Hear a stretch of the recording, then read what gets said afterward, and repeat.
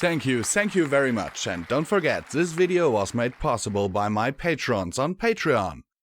Want to support me? The link is on the screen. Sincerely yours, VisualPony, and enjoy this audiobook. Project Sunflower Harmony, Chapter 18, Journey. Luna gave a guilty start at the sound of hoofsteps outside of the royal sister's private dining hall.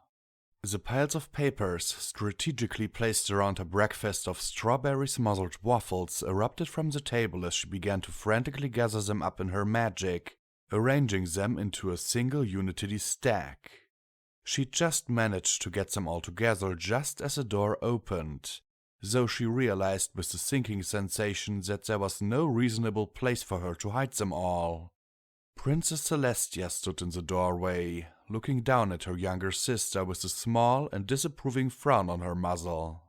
The young Prince Verdant was nestled between Celestia's folded wings, curled into a ball and breathing the steady, deep breaths of the soundly asleep. "Luna, I thought we had agreed that there was to be no more working during breakfast." Perhaps it was Luna's guilty conscience that caused her to flinch at the disappointed tone in her sister's voice. Yes. Well, you see, you weren't here yet, and I have simply a ridiculous amount of correspondence to get through before day court begins." Celestia settled into the cushions directly across from Luna. Her horn glowed, lifting the young prince off of her back and settling him into his own cushions next to her, which he nuzzled down into with a grumble and a sigh without waking. "I understand," Celestia said. She broke into a worried smile. "Believe me, I do." She frowned at the large and irregular stack of paper. No two leaves were the same size or weight, and their color ranged from plain white to creamy beige, along with occasional red, blue, or pink mixed in with the rest. "What is all of that? And why not let the administrative staff handle most of it?" Luna scowled as she set the papers back down on the table. "Because these letters are mostly from noble families with enough influence to insist upon getting my personal attention. Half of them are calling upon me to step down from my position, half are complaints about my competency, half are blatant attempts to curry favor through base flattery, and the rest are none too subtle hints of how our lines should be joined in matrimony at the first opportunity." Celestia chuckled. "By my count, that is at least 3 halves, sister. Yes, there may be some overlap." Celestia gave an introspective hum as she began assembling her own breakfast. "Well, the flattery isn't unexpected, nor are the complaints, sadly. I received quite a few of those of my own over the centuries. The marriage proposals are a bit surprising, though. I haven't seen any of those in, I would say 500 years, I think." Luna let out an annoyed harumph. "For the most part, none of them actually get around to proposing. They contain a wealth of implication without ever reaching an actual point. Probably they are afraid of offending you," Celestia said as she spread some raspberry preserves on a slice of bread. "Perhaps," came Luna's sour reply. After a moment, she chuckled. "I did receive one overt proposal, though. It was really quite sweet. Where is it now?" Her horn lit, shuffling the papers before her, before she found one that was made of thick, light blue construction paper. "Here, read this." Celestia took the letter in her own magic, clearing her throat before she began reading. "Dear Princess Luna," she read.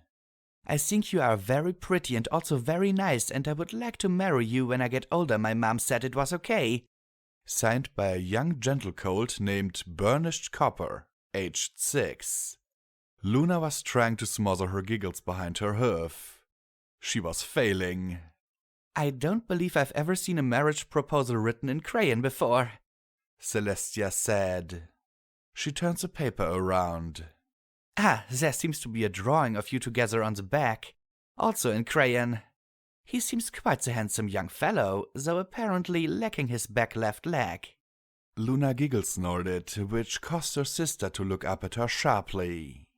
Now, Luna, you must treat this proposal with all the dignity and respect that this young gentlecoat is due, Celestia said, her solemn voice betrayed somewhat by the quirking at the corners of her mouth.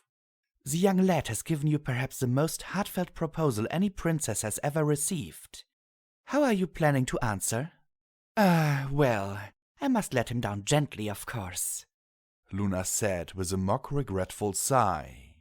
The age difference is simply too great. I plan on keeping the letter, though. It's just too sweet to discard, which is more than I can say for the rest of these proposals. She gestured at the remaining stack with a waffle-laden fork. Those I plan to use as firelighters. Celestia chuckled. I think that's for the best. Any other news? I thought there was to be no more business at the breakfast table. You broke the rule first, dear sister, came the smug reply. And I admit, I'm curious how things are going now that I'm no longer at the forefront of the day court. Luna considered that while she chewed and swallowed a bite of her waffles.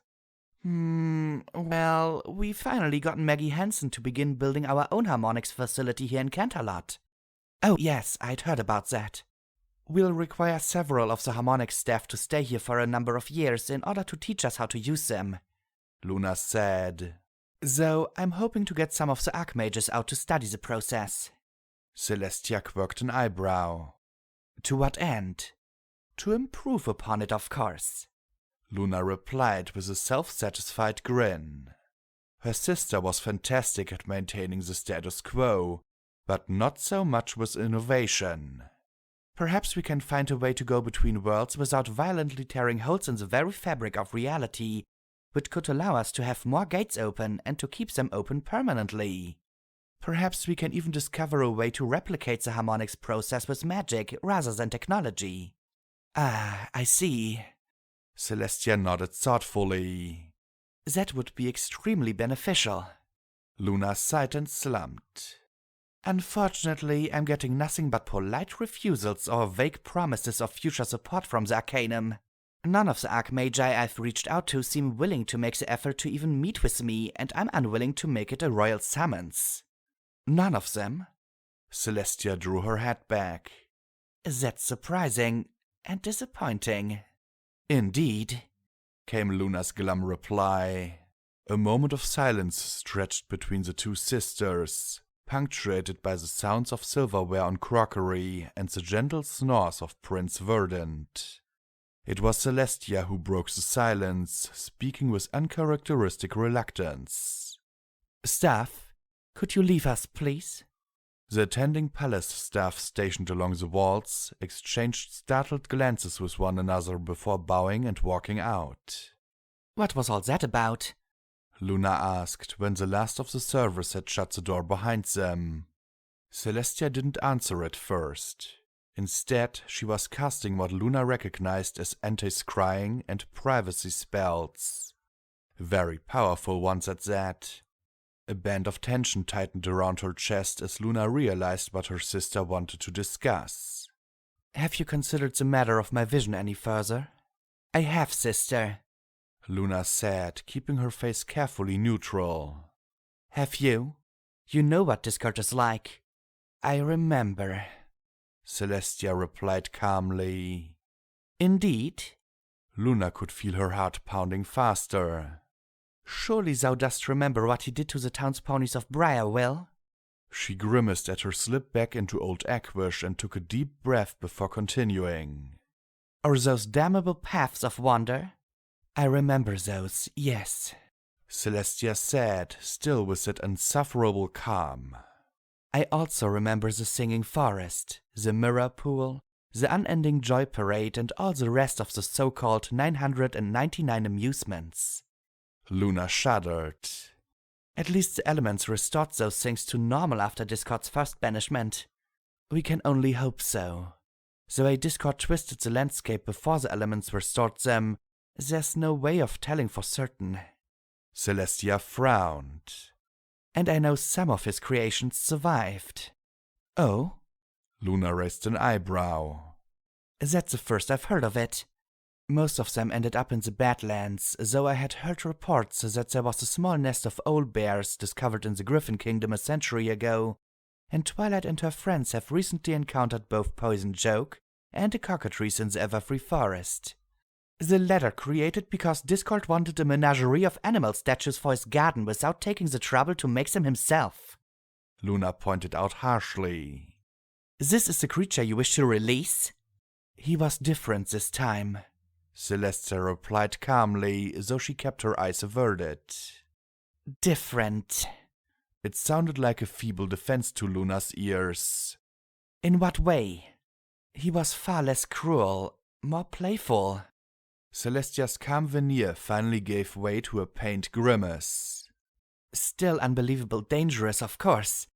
But he could have stopped Twilight and her friends at any time, in any number of ways. Instead, he played games with them. Luna's eyes narrowed. I remember Discord's games, sister. Do you?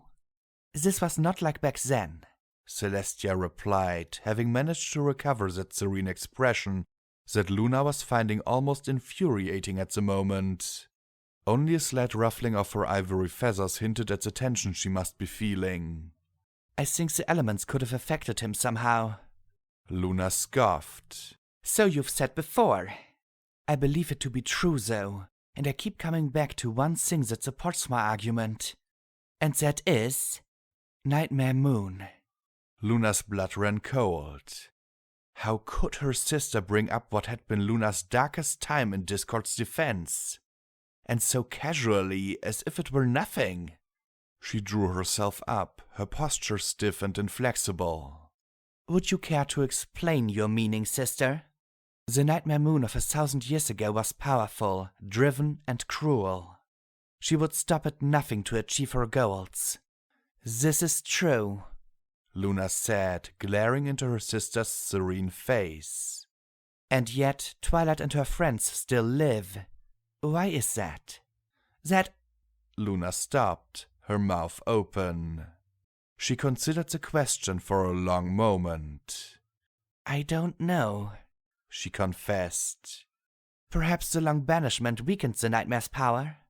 Not one bit, I assure you, Celestia said with a shamed grimace. Without the elements, I was overwhelmed almost immediately when she returned. And yet, like Discord, Nightmare Moon chose not to eliminate the most obvious threat to her existence. Why? A growl rose up in the back of Luna's throat. Why don't you tell me? She snapped. I believe the elements softened her, for a lack of a better term. Some small modicum of compassion, perhaps even part of the element of kindness itself, took root in her heart. She simply wasn't as ruthless as she had been back then. I couldn't say. Luna scowled down at the table. She took a deep, shuddering breath and tried to calm herself. I was still trapped in the nightmare at the time, barely aware of what was going on. Yes, well, unfortunately, we have no way of proving if my hypothesis is correct, short of waking Discord. Celestia's folded wings bobbed as she shrugged. It's difficult to judge the effects when there's no pony else around who has been struck by the elements. Luna's shoulders hunched as she turned her face away from her sister. There's me, she said bitterly. No. Celestia's voice was firm, her expression earnest. The nightmare wasn't you, Luna. Born from you, but it wasn't you. An upswell of gratitude helped to stave off the inevitable shame that always rose when Luna contemplated Nightmare Moon. She pushed the emotions aside to focus on the conversation at Hoof. There was one other, Luna pointed out.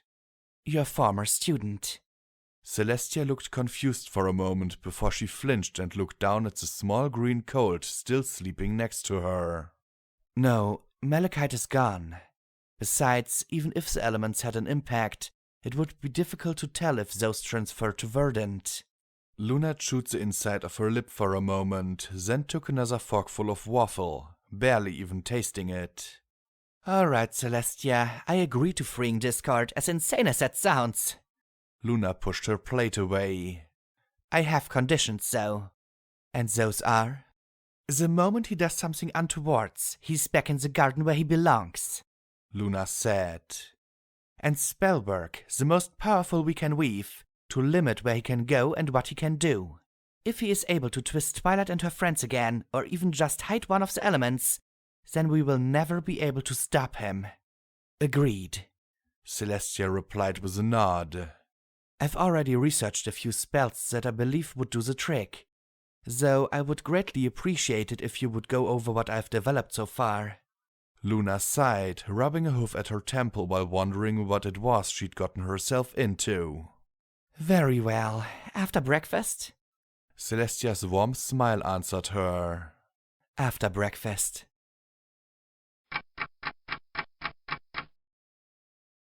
Riddle. Changelings didn't typically have the opportunity to feel many different emotions of their own. Fear was common enough, as was the occasional flare-up of anger. The most common was boredom, felt by those waiting at the hive for orders. Love was only ever felt as it came in from their prey. Currently, Riddle was feeling an emotion that she had never felt before. Before today, she'd only ever observed the biting and barbed emotions known as jealousy from a distance. Now it was streaming out of the changeling herself, tainting the air a sickly yellow with streaks of bitter crimson. While Raka had decided it was necessary to bring spectral charm to their sessions, she couldn't even begin to fathom. You don't seem happy, Raka said. A small wisp of concern emanated from the human, which Riddle gratefully absorbed. I don't know what you mean, Riddle said evenly. I'm perfectly fine. Raka frowned. Is it because I've decided to start calling you by female pronouns? Calling you an it didn't feel right, but I could go back to that if you prefer. No, Riddle blurted. She blinked, surprised at her own reaction. No, I told you I was probably going to go with female if I ever had the chance. It's fine. I like it. She smiled at Raka. I really do. Thank you. I think it's me, Spectral Charm said. His voice was flat as he glared at her through his ridiculous glasses. I don't think she likes me. Riddle felt a moment of panic. Could the unicorn sense what she felt? She'd always been told that ponies couldn't sense emotions, but what if that were wrong? What if there were a spell of some sort that gave them the ability? Jealousy and Riddle's fresh panic weren't the only emotions in the room, though they were by far the most prevalent. There was still the tendril of affection coming from Raka, which was enough to keep Riddle fed. But there was another link, a thicker one, that went between both Spectral Charm and Raka. The two were friends. Spectral Charm cared for Raka, and Raka cared for the unicorn in return. Riddle ground her teeth in frustration. She's mine, you insufferable creep. Raka was looking at her. Riddle forced her face to stillness before adding a shy smile. I don't know him. I'm a little uncomfortable is all. She ducked her head and allowed her gossamer wings to droop. Sorry. It was important for Riddle to keep herself under control. Being imprisoned by the humans was bad enough, but now her once steady source of love energy was threatened. Raka had told her that she was leading the scientific team to Harmony in just 5 more days. Raka seemed to accept that, smiling and giving her an affectionate rub between the ears. Any worries about the volunteers? There were plenty of concerns, but Riddle hesitated to voice them. 7 humans had volunteered to try interacting with her, to see if they could provide enough love energy to sustain Riddle's cognitive functions. Of those, only 5 managed even the smallest amount. I think there will be enough energy with the 5 of them, Riddle replied carefully. Barring unforeseen circumstances. Raka sighed. I'll ask for more volunteers, she said. I'd prefer to be certain before I go. The human hesitated. If we can't find enough love energy, I suppose I might have to stay behind. The cascade of emotions that filled the room at that statement was the reason why she hadn't tried harder to convince Raka to stay. When Riddle had first hinted that even 5 volunteers wouldn't be enough, the answering resentment from the human had briefly flooded the room. It was a reflexive emotion, and one that Raka had smothered quickly, but it had shaken the changeling badly. It had been blindingly obvious to Riddle that the human was fixated on the expedition to Harmony, to the extent that she would subconsciously begin to hate anything that stopped her from going. If she was going to lose Raka as an energy source either way, she preferred it to be temporary. Raka would come back to her eventually. Riddle stood and put on a determined expression.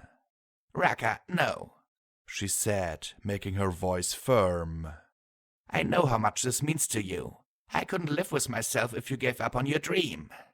Oh, spare me, Spectral Charm said, and this time Riddle couldn't help but shooting him a glare. Unfortunately, he'd been too busy rolling his eyes to notice. Maybe she had laid that on a little sickly. Still, Raka's stream of affection strengthened considerably for a few seconds, which allayed Riddle's momentary worry. Spectral, be nice, Raka said, grinning down at the unicorn. Riddle needs our help if she's going to be allowed to stay here. That didn't sound good. Allowed to stay? What do you mean? I'm trying to convince my superiors that we need to keep you here in this facility, Raka said, looking down at the thin-fingered hands clasped in her lap. They want to move you to a secure facility, and I can't have that. There's no guarantee that they could find anyone there that would care about you, and you would die. Riddle didn't bother to hide the shudder that swept down her spine. You should be grateful that Raka is so tenacious when she wants something, Spectral Charm said, staring down his muzzle at her. It took her a couple of days, but she managed to convince me to help. An insufferable smirk flashed across the unicorn's face. Fortunately for you, I arrived at a solution fairly quickly.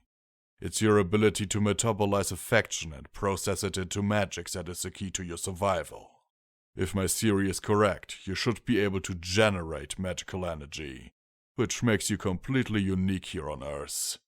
And since Project Harmonix has the only medical research department on Earth with employees who actually can use magic, that means you'd pretty much have to stay here.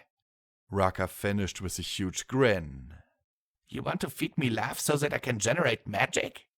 Riddle cocked her head, blinking up at the unicorn. I'm not sure what use that would be. It's simple. Spectral Charm's horn glowed as he levitated what Riddle recognized as a magical storing torque out of a saddlebag. If you can convert affection into magical energy and push any excess into this device, then you have a fairly definite value to both human and pony kind. Riddle scuffed a hole-filled hoof across the concrete floor of her cell. I don't know. Raka has been wonderful, but it's not like I have an excess of affection. A proof of concept is all we'd need, Raka replied, picking up the torque and running her fingers over it. If that works, we'll push for even more volunteers so we can get you charging those on a regular basis when the gateway is down. It took a moment for Riddle to realize what had just been offered to her. If she could actually manage to charge a torque, she'd have value. If she had value, the humans would work to protect her and keep her alive. For the first time since her capture, a future that didn't involve an early and unpleasant death stretched out before her. Happiness and optimism. Two more rarely felt emotions that were now radiating out of the changeling. Perhaps some more sharing was in order, so as to keep the goodwill flowing. Being able to convert love energy into magical energy is vital to our ability to disguise ourselves, you know, Riddle said, attempting to be nonchalant. As expected, Raka glanced up from her examination of the torque, her eyes sparkling at the tidbit of new information. How so? Compared to ponies, common changelings are extremely weak, Riddle replied. Outside of illusion magic, my magic is pathetic compared to most unicorns. Basic, weak levitation barely better than a foal's. I can fly, but nowhere near as well as a Pegasus, and I can't normally affect the weather. And an Earth Pony's strength? Forget it. She shrugged and offered up a selfie-facing grin. But we can use the love energy we harvest to increase our natural abilities, make ourselves more appealing. Say, if a Pegasus wants a mate who can fly as well as they do, or a unicorn wants someone with a strong magical ability. On our own, we can't do it. But we can use the energy of their own affection to bridge the gap. Spectral Charm seemed mildly disturbed by the idea, judging by the sour purple tang of disgust emanating from him. Raka, on the other hoof, was intrigued. Riddle could tell both by the emotions flooding the room as well as the way she leaned forward, a hungry look on her face. So you can basically upgrade yourself to better suit your mates? Raka asked. Temporarily, yes. Riddle nodded. There are limits depending on class. Common soldier, the various levels of officer, generals, princesses, and the queen, we each have our upper limits. But yes, generally speaking. She grinned. Changelings become whatever those who feed us need us to be. We don't even have to think about it, really. It's all automatic. If you love me enough, I could almost pass for a Wonderbolt. Raka whistled and leaned back. Once again, Riddle was amazed by how easy it was to trigger a release of affection from the human. All she had to do was engage her scientific interest. Well, maybe we should stop wasting time and see if you can pass for a battery, Spectral Charm said, his voice flat. Riddle bared her fangs at him, hoping it would be taken as a grin. Seriously, his jugular was right there. Well then, she said through her fake smile. Let's get started on that proof of concept, shall we?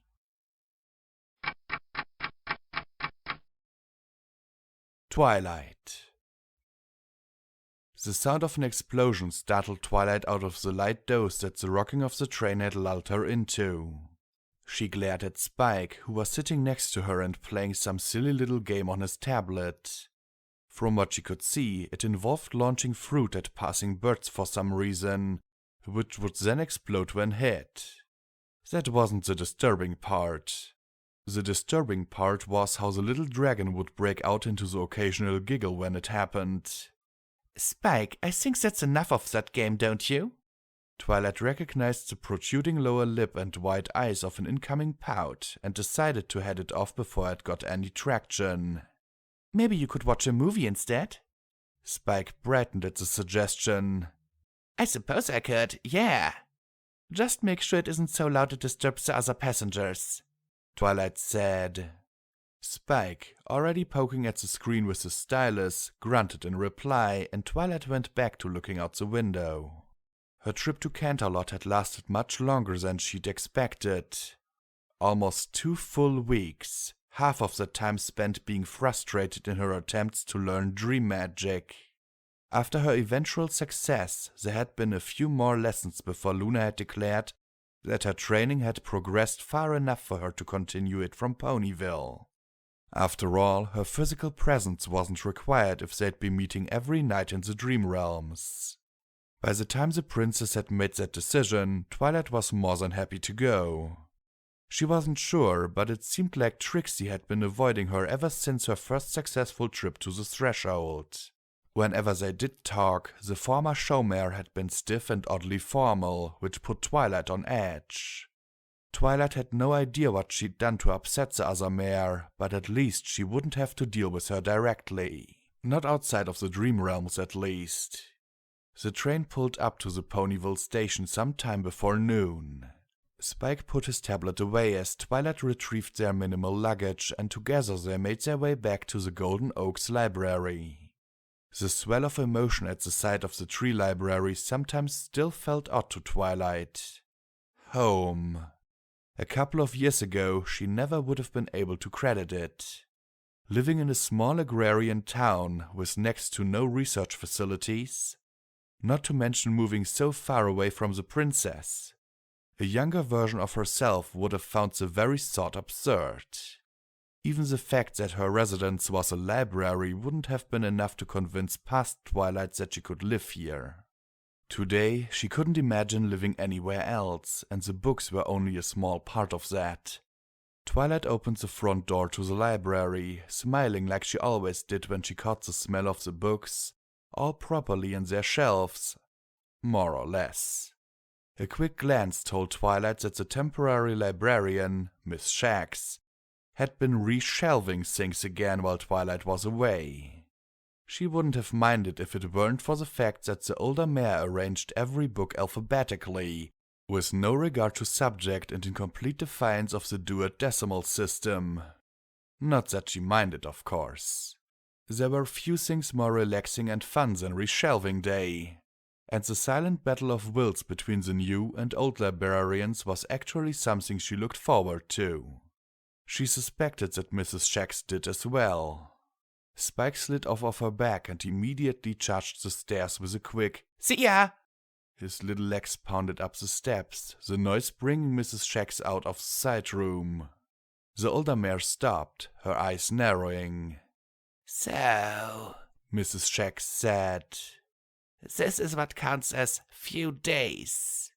Twilight wilted under the glare and offered up a sheepish smile. "Sorry?"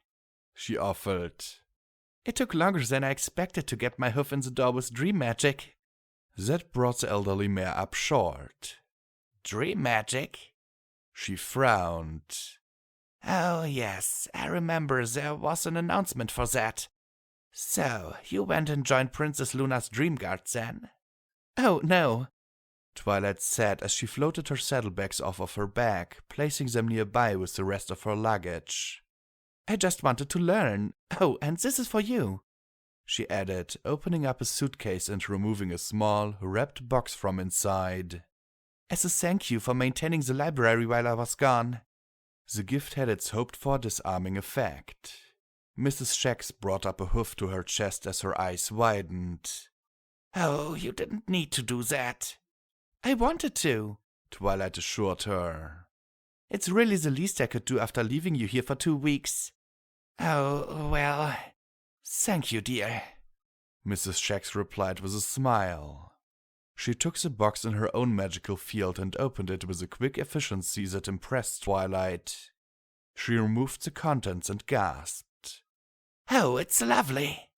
Twilight relaxed a little, glad that her intuition had paid off. The few times she'd been allowed in Mrs. Shax's house, she'd noticed that the other mare had collected quite a few different crystal animals. The gift, a pair of crystal robins in flight, had looked like it would fit right in with her collection. Mrs. Shax placed the robins gently back into their padded box. "Well," she said as she floated the box over to her own saddlebags, which were hanging on a peg by the door. "I suppose that we should go over the business of the last 2 weeks?" With a smile, Twilight nodded. "That sounds like a good idea." Twilight looked around at the first floor of the library with a pleasant smile. For all her adherence to alphabetization as a method of sorting books, Mrs. Shax never did less than an exemplary job keeping the library tidy. The woodwork practically glowed, and not a cobweb was in sight, which Twilight wasn't always able to claim when she was in charge. Spike was where she had expected him to be, lounging in his little basket at the foot of her bed, while watching a movie on his tablet. There was the sound of an explosion, followed by Spike's juvenile giggling. Twilight scowled, wondering if she should take the thing away. Then she remembered her own tablet, which was sitting on her nightstand. With a smile, Twilight medically retrieved the stylus and tapped the screen. Her smile faded as she looked at the display. A large, colorful box, rounded at the corners, was dominating the screen. Aaron's name was scrawled across the top of the box, in what would be the header area if this had been a letter. Inside the box were smaller boxes, each with a line or more of text in it, along with a date.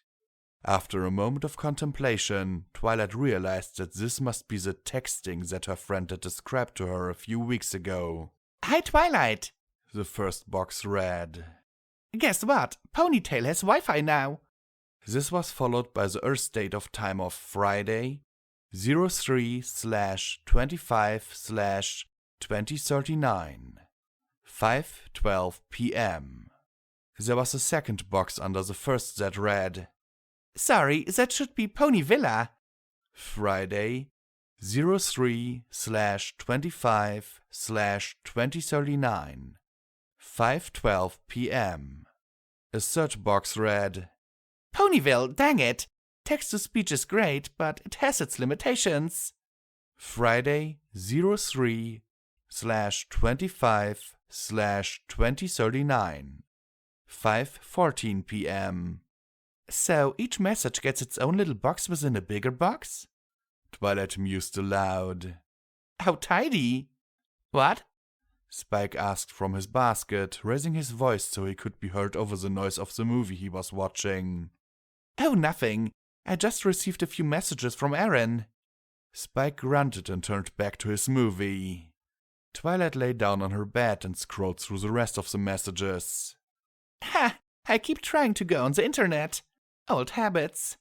Friday, 03/25/2039, 5:32 p.m. Pinky says hi. No pony else seems to have noticed we're connected. Friday, 03/25/2039, 5:34 p.m. Oh yeah, kinda forgot you left your tablet in the library.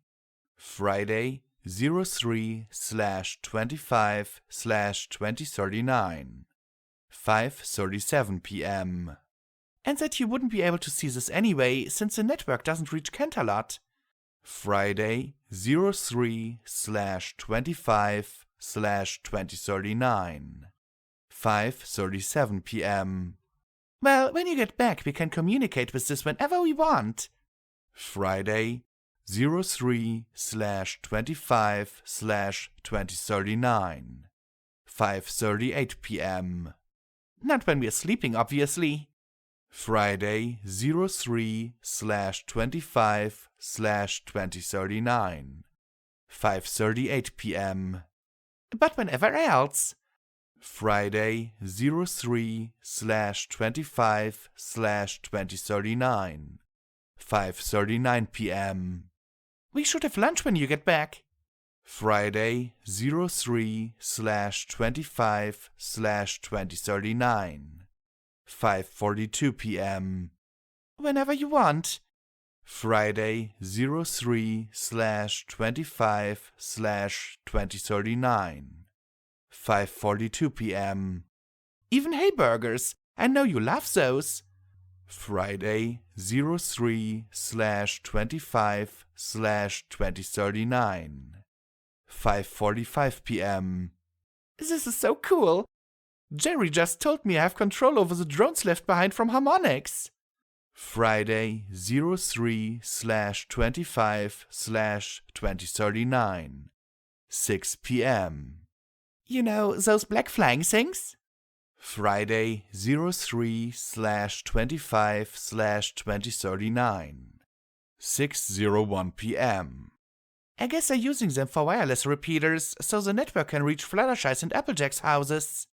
Friday, 03/25/2039, 6:05 p.m. I have an app to control them. It's really cool.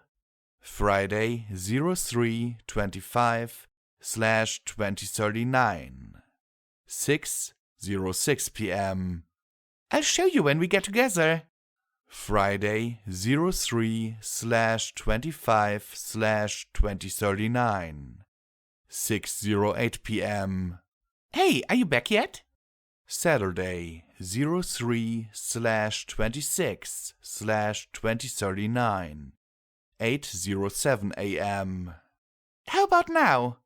Saturday, 03/26/2039, 9:30 a.m. When are you coming home? I want to show you the stuff. Saturday, 03/26/2039, 11:15 a.m. Sorry if I'm pestering you. I've missed texting so much I can't even tell you. There's a happy texting face. Saturday 03/26/2039 11:30 a.m. Ugh. Looking at all the stuff I've sent you, I look like some lunatic stalker or something. Saturday 03/26/2039 11:33 a.m. Maybe I should go over and erase this stuff off of your tablet before you get home. Saturday 03/26/2039 11:44 a.m. Twilight glanced at the time on her tablet. It currently read 11:50, which meant that Aaron had sent her last message just a short while ago. After some experimentation, Twilight was able to figure out where to tap in order for a small keyboard to pop up on the screen, allowing her to begin typing out her own reply. She'd barely begun when she heard the library's front door open, followed shortly thereafter by the sound of hoofs quickly coming up the stairs. Twilight smiled just as her bedroom door opened, revealing a slightly frazzled-looking Aaron, whose look of panic faded into one of dismay. Hi, Aaron, Twilight said sweetly. Something I can help you with? Hey, Aaron, Spike said from his basket. Aaron's eyes flicked towards the tablet, then back up to Twilight. She opened her mouth as if to say something, then deflated with a sigh. Welcome back? It's good to be back, Twilight said with a grin. I'm surprised you knew I was here. Oh, well... Though I suppose I shouldn't have been, Twilight continued. I suppose if any pony would know where I was, it would be my lunatic stalker. Aaron deflated a little more while blushing. A sheepish smile crept across her face. You saw that, huh? Twilight laughed, rolling out of her bed and leaving the tablet behind. She bent over and gave Aaron a hug, which was enthusiastically returned. It's good to see you, Twilight said. She released the hug and stood back. And I hate to ask, but are you busy right now? Not really. Why? Well, I was wondering if you could go round up the others for me. Celestia has something she wants us to do. Aaron took a step back, her eyes widening. Is there a problem? Not yet, no. Twilight sighed. Something big is coming up, though. What is it? Twilight shook her head. It's better if I tell every pony all at once. It's not an emergency, but it's fairly urgent. Would you mind? Not at all, Aaron said, then smiled. It's not like I have a job right now or anything. After Aaron left, Twilight sat down on her floor and stared at nothing for a few minutes. Of all the things Princess Celestia had asked her to do, attempting to reform the spirit of chaos would undoubtedly be the most difficult. For the first time in a long time, she had no idea how to proceed. She wasn't even sure if she should bother making a plan. Discord's mere presence defied planning, which was one of the more aggravating things about him. With a sigh, Twilight glanced up at the clock on her bedroom wall. Judging by prior experience, it would take at least an hour for every pony to gather at the library.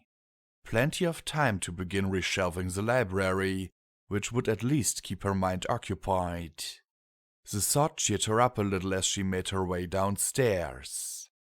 Within minutes, she was happily reorganizing shelf after shelf, troubles momentarily forgotten.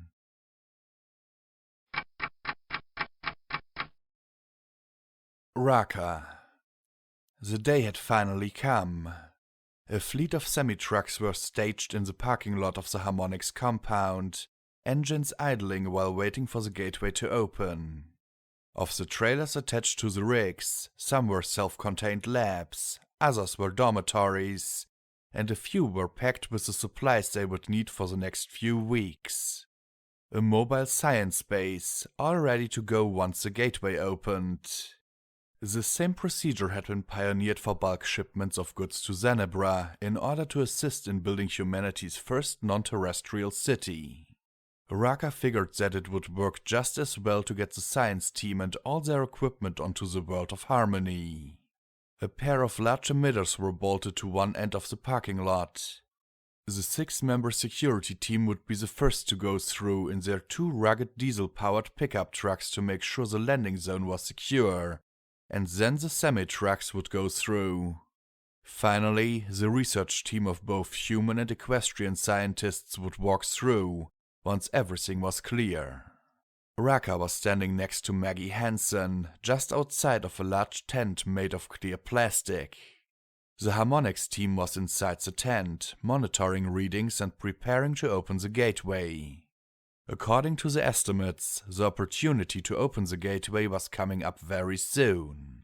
A large LCD clock was posted on top of the temporary frameworks that the large-size emitters were tied into. The number was currently counting down from 10 minutes. Nerves were wound tight amongst the science crew, and Raka was struggling to stay focused herself. There was something she needed to make absolutely certain of before she left. "So, you're sure Riddle will be fine?" she asked. "She said she would be," Maggie replied. "We got another 2 volunteers, so we're up to 7 now. She said that was finally getting enough to keep going, with enough left over to charge some torques. It figures that it would take 7 people to replace little old me, huh?" Raka shot a grin at her old friend. "Sounds about right." The grin faded as she turned serious. "Promise me you'll take care of her, okay?" Maggie groaned and rolled her eyes. "I promise. Just like I did 3 times yesterday, 4 times between breakfast and lunch, and then twice within the last hour. I won't let her starve, I promise. It's not just starvation, though. We're basically talking about giving her a lobotomy if she doesn't get enough affection." Raka twisted her fingers together, biting her lip as she looked at the minutes counting down on the digital clock above where the gateway would appear soon. "Maybe I should stay behind." "No!" Maggie took her by both shoulders and turned her until they were face to face. "Just no. If Riddle hadn't said she'd be fine, I would agree, but she said she would be." She considered for a moment. "Would it help if I asked for more volunteers just to be sure?" "Sure, if you can find anyone else willing to go through daily brain scans for a little extra pay," Raka replied, rolling her eyes. "I'm amazed you got as many as you did, honestly." "I'll put the word out," Maggie said. "I wish I could try it out myself." Raka knew Maggie would have at least tried, but she, along with several other key members of Project Harmonics, were forbidden from going anywhere near Riddle. The reasoning was that it was still unknown if the changeling was somehow able to alter their minds in a way that even the best tests weren't able to catch. "It would be easier if they'd let her disguise herself as something cuddlier," Raka muttered. She hesitated for a moment, then sighed. "Look, be careful around her, okay? I don't think she's been using magic on me, but she's still a manipulative little thing." "I saw some of the video footage," Maggie said wearily. "It didn't look like you'd noticed." "Of course I noticed. I'm not dim." Raka stuck her tongue out, causing Maggie to chuckle. "I don't even know if she's even aware that she's doing it half the time. It's a survival skill for them after all." She looked up at the clock. There were less than 5 minutes remaining before the gateway would open. The volunteers were ready, fear and tension thick in the air while every eye was fixed on the display. "Almost time," Raka said softly. Maggie put a comforting hand on her shoulder. "You're going to be okay, right?" "Yep." Raka's grin seemed to have a life of its own. "I can't wait. This is history in the making, and I'm going to be out in front of it. Just keep yourself safe." Maggie was playing with the pens in her lab coat's breast pocket, a sure sign of her anxiety to anyone who knew her. "There's 3 weeks before we can open another portal. You'll be completely cut off once the gate closes." "I know," Raka replied. She'd never have admitted it, even to Maggie, but that thought had kept her up most of the last 3 nights. We'll be safe though, I promise. No civilization found, no large predators yet. We'll be fine. And we've got the bunker, she said with a gesture towards the vehicle in question. The vehicle in question was an ex-military mobile command vehicle. Nicknamed the bunker by the security team, it was armored, bulky, ugly, and freshly painted a dark green. It was twice as wide and 50% longer than the trailers and, in a pinch, could hold the entire team, human and equestrian alike. Provided they didn't care much about comfort, that is. It had air filtration, oxygen candles, water filtration, emergency rations, a medical station, and the bulk of the armory that the security team would be bringing along. Fairly conservative estimates showed that, with strict rationing of supplies, the team could survive for up to 3 weeks inside the bunker. The equestrian research team were at the far end of the lot, clustered together while talking quietly. With the way their ears flicked around while they kept an eye on the vehicles and the human technicians, the pony explorers were obviously on edge. Raka found herself vaguely wondering if it were some sort of herding instinct that brought them so close together, or if it was just a fear of the unknown. After a moment of consideration, she realized that there was no applicable difference between the two in this situation, and resolved to study the question further when she had a chance to speak with some of the pony scientists. Engines revved and chatter cut off as the countdown passed the 1-minute mark. With her heart hammering and her mouth suddenly dry, she wished that she'd thought to grab a bottle of water earlier. It looks like this is it, Maggie said softly next to her. I'd better go and make sure this all runs smoothly. Yeah. Take care, Raka. Maggie hugged her so fiercely that Raka briefly feared a rib would crack. You too, Max. I'll see you when I get back. Maggie's smile trembled a little before she turned to walk inside the plastic command tent. The last few seconds counted down. When the clock hit 10 seconds, a klaxon sounded. Engines revved, and several of the trucks in the parking lot jerked as the drivers put them into gear. The clock hit 0. The klaxon ended, and the air shimmered between the bulky emitters. A high-pitched tone started, setting Raka's teeth on edge. The tone softened, and the shimmering air suddenly snapped into focus, revealing a pleasant-looking landscape on the other side.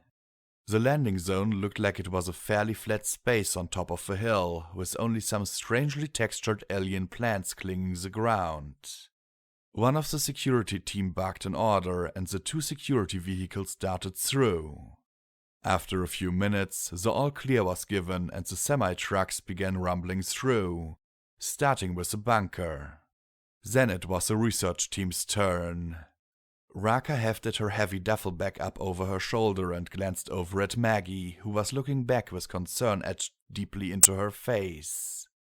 Raka offered her a saucy grin and a farewell wave before joining the rest of the research team. She walked quickly, making her way to the front of the pack. She wouldn't be the first human on Harmony, the security team had that honor, but she was damned if she wouldn't be the first scientist to walk on the alien world.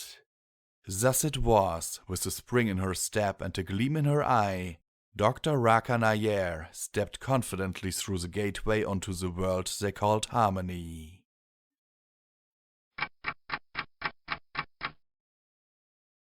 Okay, hello everyone. Comment time once again. It's the first comment time in quite a while. So, I must apologize to all of you if there is some echo here. Some lack of quality, you might say, but I haven't recorded anything in about a month. So, yeah, I'm very sorry about that. Also, I'm not actually where I will be recording in the future, but for a while I will be using my old studio, meaning the room that I used when I first started out on YouTube. Those of you who have listened to me since then should remember what the audio quality was back then. I mean, I will do editing and stuff, so I it should be okay, but there will be a slight reverb in everything I say, as you might notice right now. So, let me remind you that you can support me via my Patreon, the link is in the description. Every dollar is direly needed and it helps to keep me going. Also, now here come my thoughts of this about this chapter. I must say that, wow. Okay, Riddle, here is very... that changeling is an interesting character, but I must also say that she or it is very, manipulative. My tongue is derping because I haven't spoken in English for so long. And also because I didn't sleep much last night. So basically, yeah, I think she's an interesting character with a lot of potential, but also that she, I don't know, I think there could be trouble if that changeling is given too much affection. Because just think of it, if she gets, more magical powers, then she might eventually evolve. And you know what that could mean. That could mean that we suddenly have a second Hive Queen. Which wouldn't be a good idea in my opinion. So the Harmonix team should be very careful there. That is my opinion of this. Then of course we have this little tidbit here at the beginning, the intro thingy, which is quite long, with Celestia and Luna talking over breakfast about releasing Discord. Well, if the author has taken inspirations from the show, and I am sure he has, then I think things will go smoothly. But we can't fault Luna for being hesitant to do this. Because, we have seen in the Season 5 finale what would happen in a world where Discord ruled. Basically, Discord hunting Celestia and Luna while they are dressed as clowns and trying to escape on unicycles. Yeah, so what else? Of course, that Ponyville now has Wi-Fi. That's very interesting. But what I find more interesting is that, that the author here thought it was... saw the need to show Erin's problems with autocorrection here at the beginning of her messages. I know I have had such problems when typing a text to a friend or something, and my damn cell phone then suddenly put a completely different word in there than the one I wanted actually to type. So yeah, that was tedious to read because I hate reading log files. I hate it. I really hate it. It's bad here, but it's sometimes even worse in Project Horizons, because in Project Horizons the font for the log files is actually smaller and they are in italics, so basically I have to strain my eyes to read it. Here it's okay because it's in the same size, but it's still in italic. So yeah, all in all, I think this chapter was very interesting and it is setting up what is sure to happen, because we do know that the world of Harmony is not uninhabited. That there are I think they called that keeper creature thingy called them the Dreamers. And then there is this goddess creature. I'm really interested to see where this is going. And you know what I'm also interested about? Actually see more of Lyra, because we know that Lyra is part of the research team. I don't remember if it was in Project Sunflower Harmony or in the original, but we do know that she was one of the first ponies to join the research team. If not the first. I remember that, and it is interesting. I want to see more of her, because Lyra Heartstrings is one of the fan characters that I really enjoy. So, with that said, I think I'll go and take a nap, and maybe record some more later, I don't know. Then there's another thing that I want to mention before I sign off for now. Yes, this has been released on Saturday and not on Wednesday. I'm sincerely sorry for that. The explanation for that is simply that I don't have any Project Horizons updates right now. There are VAs being casted, there are lines that I sent out that have to come back to me as recorded files. Then I have to edit the whole thing. Usually I had a backlog on chapters, but this, due to real life, is now used up. So basically I will work my hindquarters off to get this stuff to you as fast as I can. But I estimate that I will continue with Fallout Equestria Project Horizons sometime in March with releasing it. Production will most likely start in early February, maybe mid-February. It all depends on how a few things that I have to do in the next few weeks go. If they go badly, then I will let you know, but let's hope they don't. If they go good, then I will maybe even be able to release some stuff at the end of February. If not, well, estimated release schedule will continue for Project Horizons in March. I hope that I can manage that actually. It's really a lot of work. So, yeah, with that, I'm signing off sincerely.